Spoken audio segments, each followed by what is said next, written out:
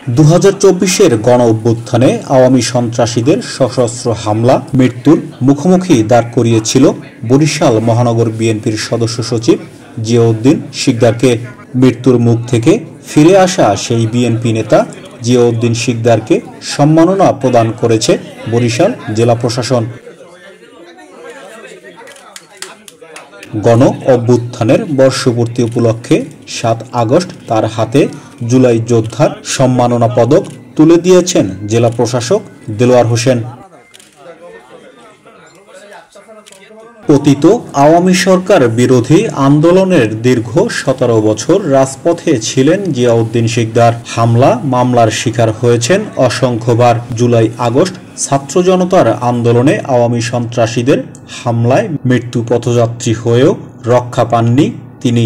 গ্রেপ্তার হতে হয় তাকে। এখনো দেশ এবং জনগণের কল্যাণে নিজেকে বিলিয়ে দেওয়ার প্রত্যাশা এই বিএনপি নেতার।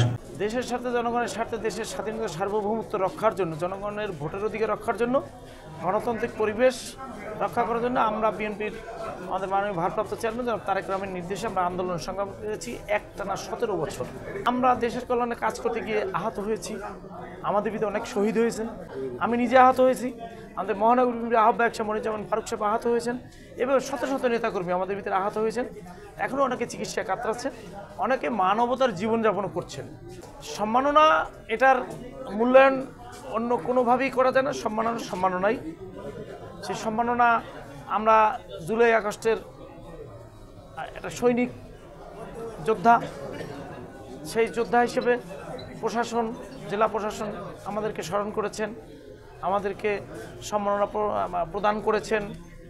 এটা আমরা অত্যন্ত দলের পক্ষ থেকে তাদেরকে আমরা ধন্যবাদ জানাই এবং তাদের এই কার্যক্রম আমাদের জুলাই আগস্টে যারা আহত হয়েছেন, নিহত শহীদ পরিবারগুলো যারা আছেন তাদের প্রতি তাদের আলাদাভাবে স্পেশালি তাদেরকে দৃষ্টি বা তাদের যোগাযোগটা অব্যাহত থাকবে, এটা আমাদের প্রত্যাশা থাকবে।